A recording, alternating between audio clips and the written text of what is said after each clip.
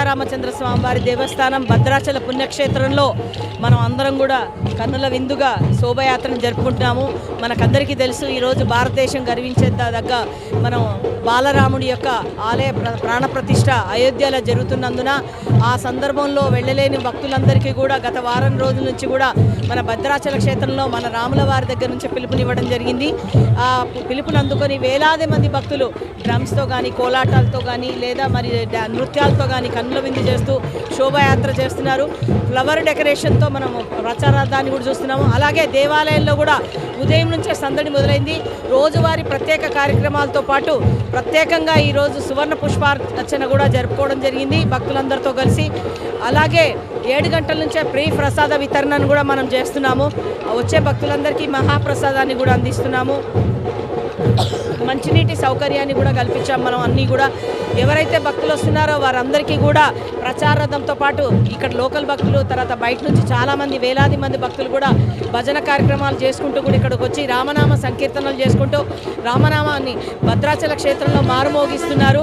ఈ సందర్భంగా ప్రచారథమును మనము అంబేద్కర్ సెంటర్ దాకా మనం తీసుకువెళ్ళి తిరిగి దేవాలయాన్ని చేరుకున్న తర్వాత మళ్ళీ 11 నుండి 11:30 వరకు సంక్షేప రామాయణ హవనాన్ని కూడా మనం జరుపుకోబోతున్నాము.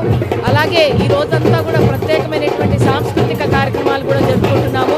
మరియు సాయంత్రం 4 నుంచి 5:30 వరకు మన సుందరకాండం కూడా జరుపుకోబోతున్నాము ప్రత్యేక బృందాలతో. తర్వాత అలాగే ఈరోజు ప్రత్యేకమైనటువంటి ఇల్యూమినేషన్, ఫ్లవర్ డెకరేషన్తో పాటు దీపాల అలంకరణ, దీపాల అలంకరణ విద్యుత్ అలంకరణ కాకుండా దీపాల అలంకరణ కూడా మనం దీపోత్సవాన్ని కూడా జరుపుకోబోతున్నాము. మనందరికీ తెలుసు, భక్తులందరినీ కూడా ఆహ్వానిస్తున్నాము.